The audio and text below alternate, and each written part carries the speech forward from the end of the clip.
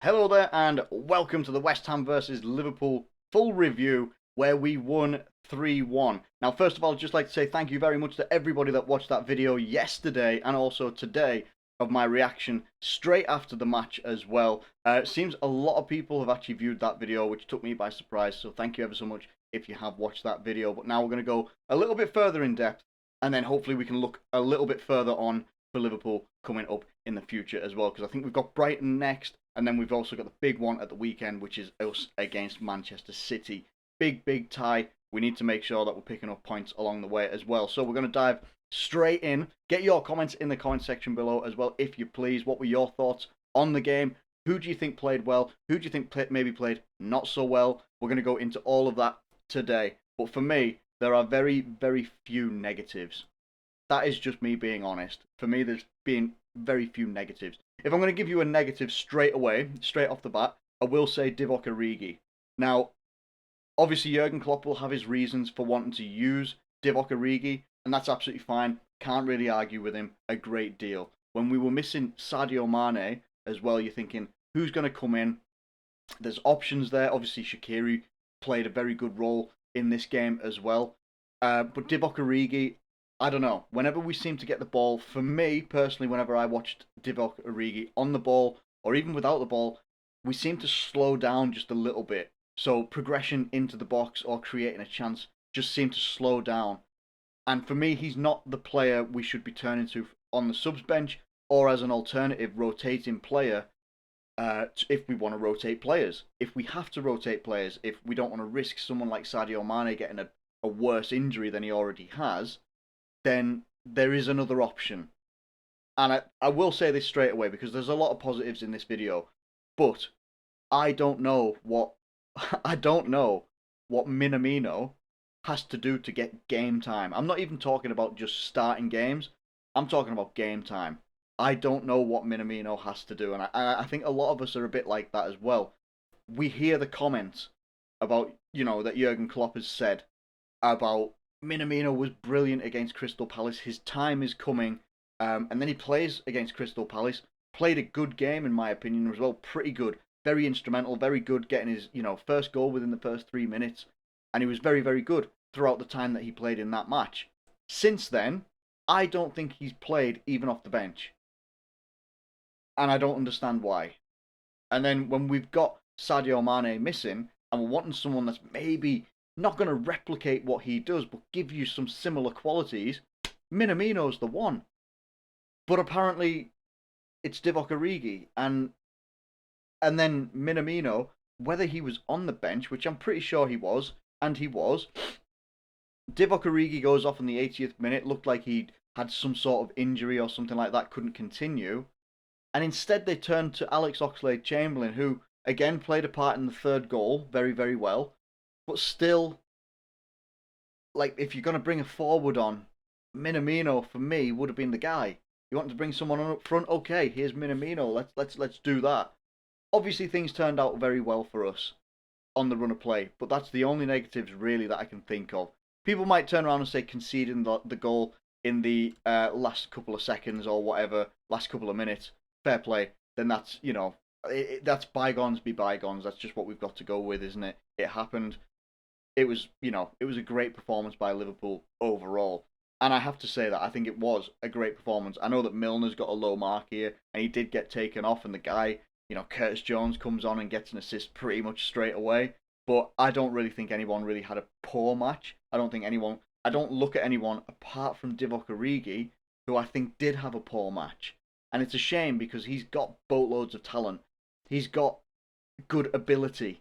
And we've seen it so many times. Like, he'll always have a special part in all of our hearts for the Champions League run. Getting that goal early on, or getting the goals, I should say, against Barcelona, getting the goal in the final against Tottenham as well to help us win it. Fantastic stuff. Getting the goal against, T-Rex Arms. Getting that goal in the Merseyside derby in the very final moment was absolutely fantastic stuff. But I think that Divock's time is, if it isn't up already, the sands of time for him at Liverpool are really running low at the moment. I don't know what he offers that Minamino won't give us anyway. I digress. We're going to go into some other things here as well. I was very impressed with this Liverpool performance. I was a bit concerned in the first half. Obviously, we went in at half time without scoring, but overall, I felt that we were brilliant. If I look at the first half, we were absolutely dominant, and the only thing that we didn't do in the first half, highlighted around here where it gives you highlights of everything that happened, there isn't any. It gives you additional 1 minute, and that's it. There wasn't anything of note that really happened. We had the same amount of shots on target as West Ham in the first half. They blocked more of our shots. We had more shots off target. Created chances. We were creating chances, but we were limiting a lot of what West Ham could do as well. They didn't create any big chances or counter attacks or anything like that. So we were limiting them. We had 70% possession, 30% possession to West Ham as well. And that's all well and good, but possession doesn't win you games, goals do. And it's just concerning sometimes when we go and look at games like we've had recently against the likes of West Brom, against the likes of, Newcastle United and stuff like that. Games where we've dominated possession, maybe dominate the proceedings, make a load of chances, but we're not hitting the back of the net. And that's always going to be the vital thing for Liverpool. Now we go into the second half, a little bit less possession in this half, but not much. Only a little bit less, 65% to 35% here. More shots on target though. I've said this in quite a few videos as well, previews, maybe reviews as well, that the more shots you get on target, the more likely you're going to be that you're going to score a goal. Now you're going to come up sometimes, like we did, I think, against, it was either Dubravka or the other goalkeeper for Newcastle. Can't remember what his name is. His name has literally gone out of my head. Anyway, he had a fantastic game against us when we played, and Salah just couldn't put it in the back of the net. There was one great chance that he had against them, but this time we had 4 shots on target in the second half, and we ended up with 3 goals as well. So that was absolutely fantastic. Really good improvement there as well. And overall, the overall stats paint a picture of dominance for Liverpool. Not to say that West Ham didn't have their moments. They did have their moments, just they were quite few and far between. What I would say is, I think before, because I've made notes here in the second half, West Ham were putting pressure on. I think it was in between Curtis Jones assisting Salah and the second goal as well. West Ham were having a good couple of chances in our box, or in and around our box as well. And I'm still looking at this Thomas Soucek, or Soucek, however you say his name. He was still, I felt, even though he's got a low mark here, I still felt that he was the most dangerous man in and around our box as well. Even though he didn't score the goal that they did score, I still felt that he was that guy getting up and down the pitch, causing problems. And yeah, I just felt that he was still one of their most dangerous players. But we were able to go out there and get a good victory anyway. We look at the first goal. The first goal was brilliant. Obviously, James Milner's just been subbed out there, and he wasn't happy about it. He's on the sidelines with Jurgen Klopp, and Curtis Jones. Curtis Jones played a really, really pivotal part in this goal. Obviously, getting the assist, getting the pass as well, but it was actually the movement he made after that as well. Obviously, he gets the pass off to, he curls a lovely pass to Mohamed Salah. As soon as he makes that pass, he's moving himself. Jones is moving in case there's going to be a cutback, in case he can get himself into some space as well, which also occupied the West Ham defence as well, or the people, even the midfield, the people that were trying to stop the chaos that we were about to cause, and obviously did cause with Salah scoring. And Salah scored a brilliant goal. I've said it on the reaction yesterday that it was like, Salah, whatever Salah does at this moment, when he's on this red hot form that he's on right now, and obviously putting the ball in the back of the net that like he is, you know what he's going to do. You know what he aims to do. It's up to you to stop it, but you can't. And that is literally what it looked like for Salah's first goal, is that these guys wanted to stop him, but they couldn't. He curls it on his left foot. Classic Mohamed Salah. Brilliant goal as well. Absolutely fantastic goal. The most impressive goal, for me, some people might turn to the third goal, which was very impressive as well. The passing moves that we made in that goal sequence was very impressive. But the second one was, for me, as soon as we scored that one, I felt that was classic Liverpool under Klopp. That was brilliant football. counter-attacking football under Klopp. We've seen us do it so many times. We've done it against Arsenal, done it against West Ham in the past with Mohamed Salah scoring as well. Done it against Manchester United. I think in the 2-0 that we won, where Salah again, Alisson, big ball out. But this one was really, really cool. This was off a corner from West Ham. I think it was Robertson has headed the ball out. Either Robertson or Henderson. Can't remember who it was. Heads the ball out. Trent gets it. Trent blasts the ball really, really nicely as well when I look back at it, because I thought he miskicked it. I didn't think it was. I thought he was aiming for Salah. Salah looked like it was aiming for him as well, and then all of a sudden you see Shaqiri out on the left wing, and you're thinking, all right, cool. We've literally got like 2 to 3 people against one defender that they'd left up, or whoever it was that they'd left up from the corner, which wasn't enough, obviously. And they've done that before. The exact same, not the same person, I don't think, but when we played them and we hit them on the counter attack once, they literally leave one person up, and you can't really do that if we break with our attack. Even though we're missing Sadio Mane, even if we're missing whoever it might be, it was still a brilliant counter-attacking move. Shaqiri out on the left wing, and Shaqiri on this form as well is such an asset for Liverpool. He is such an asset for Liverpool. The ability he's got with his crossing ability, his passing ability, his vision is absolutely brilliant, and probably sets him a little bit apart in that respect to Sadio Mane. Sadio Mane is a world-class player, no doubt, but Shaqiri just offers something that both Salah and Mane don't, which is excellent passing and distribution as well, especially when he's on form. He suffered with injuries a lot last season, but when he was like this and played like this, he was magnificent, fantastic. What a ball it was to Mohamed Salah as well. The finish for this goal is so impressive, but that ball is so impressive as well. That ball was pinpoint. That was like taking a pen and just making a dot like that. Absolutely, exactly where you would want it. As an attacking player, fantastic ball from Shaqiri. Really, really intelligent play. And then obviously the finish is world class. Taken on his right foot, takes a touch. Second touch is just a nice, it's like a putter in golf. All he had to do was just take it, just slide it past the defenders and the goalkeeper for 2-0. Fantastic, really, really good. And if we did go with this formation that's on screen right now, the 4-3-1-2, then I'm a massive fan of it. I really am.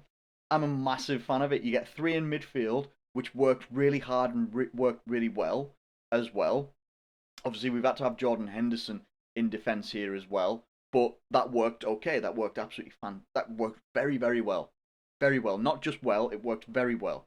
I'm a fan of it. It seemed to give us different options, which is, systematically, everyone generally knows that we line up with a 4-3-3. 4-3-3, 4-3-3, 4-3-3, Liverpool, 4-3-3. So to shake it up, and if we did do something like this, or even like a morphing formation, something similar to it, it worked really well against West Ham that were possibly expecting something a little bit different. The passing moves for the third goal for us, finished by Gini Wijnaldum, was brilliant as well. And Oxlade-Chamberlain did have a good part to play in this as well. The passing between, I think it was Firmino to Trent and then back to Firmino. Firmino passes the ball to Oxlade-Chamberlain, who, as soon as Firmino passes it, he makes a run. Oxlade-Chamberlain backheels it into his path. Firmino slides it across. The defence don't know what to do. Just puts a nice simple ball across the box, and Gini Wijnaldum's the guy that is right there on the end of it. Gives it the old Virgil van Dijk celebration, and it was 3-0 for Liverpool in the 84th minute. And it looks like we're cruising. We were cruising.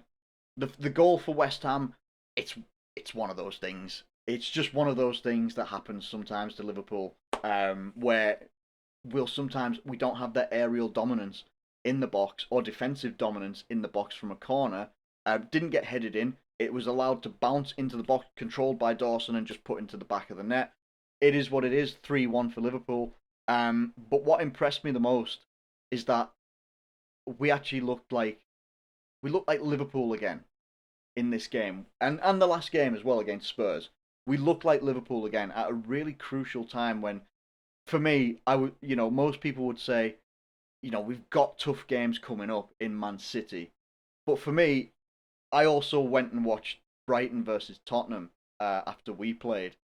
Brighton aren't going to be an easy team to play. Brighton made that game so difficult, not by being a defensive team. They attacked Tottenham. They attacked Tottenham. They went at Tottenham. They created a chance. They scored one goal, but they were the more threatening team than Tottenham were. Tottenham fans might turn around and say, well, we're missing Harry Kane.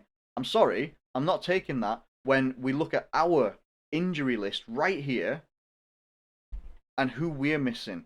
Include Sadio Mane on this one right here as well. We're missing a fair few key players here. You know, can't wait for Jota to come back, but he's not going to be back for a little bit. Early February. We're in February now. How early? Obviously, we're missing, Fabinho. Apparently could be back for Man City, but will most likely miss the Brighton match in midweek. Obviously, we know these guys are going to be missing for long term. Matip, unknown. We don't know when he's coming back. And then obviously Sadio Mane could also miss Brighton, but be back for Man City. Like, I'm not having people turn around like Tottenham fans saying, we're missing Harry Kane. You're missing one player. It's not good enough that you're not picking up a result against someone like a Brighton, but I also don't mean that offensively, because Brighton, regardless of where they are on the table, are a good footballing side. I think we only got a draw against them last time we played. I think we should have won that game. I think VAR or something went against us in that game, if I remember rightly. We've got to go into this game with the exact same attitude that we had against Tottenham, that we've had against West Ham, and that we should have against Man City. We need to do the same thing against Brighton as well. But very, very, very impressed. Obviously, man of the match goes to Mohamed Salah, but Nat Phillips is a big name for me. Nat Phillips is a huge name for me because I felt he was very, very good. Very, very good in this game. Now, yes, it looked a little bit like he could have maybe, raised his stature a little bit from the corner that they scored from in the 87th minute. But other than that, everything that he did as a defender, and I look at this as a defender first, regardless of what he might do in terms of passing and running the ball forward and passing the ball forward, everything he did was basics done very, very well. He did the basics done very, very well, which is sometimes something that is, it's not appreciated when someone does the basics very well. But he did, and he did them really well. Really kept them quiet, really contained quite a few of their forward line, and you really stopped a lot of their chances happening. Would have got a higher mark. I think he only got a lower mark after they scored, which I think happened for the whole defence. Jordan Henderson was on like a 7.3. Nat Phillips was on 7.2 before they came and scored that goal. Nat Phillips really, really impressed me. And whatever transpires today, because today is deadline day in the transfer window, there are things that I'm making a separate video for after this one, talking about the targets that we are linked to. If something happens where we apparently are looking to bring in one or two centre-backs on deadline day, what could happen is when Fabinho comes back and obviously Jordan Henderson hopefully they can both move into midfield again, and we can pair out whoever. If someone comes, I'm not saying that they have because they haven't yet, we could have more options in us, and Nat Phillips should be pushing for a starting place in this Liverpool team right now, because I think he can really displace Joel Matip. Purely like on form as one, but also because Matip can't stay fit.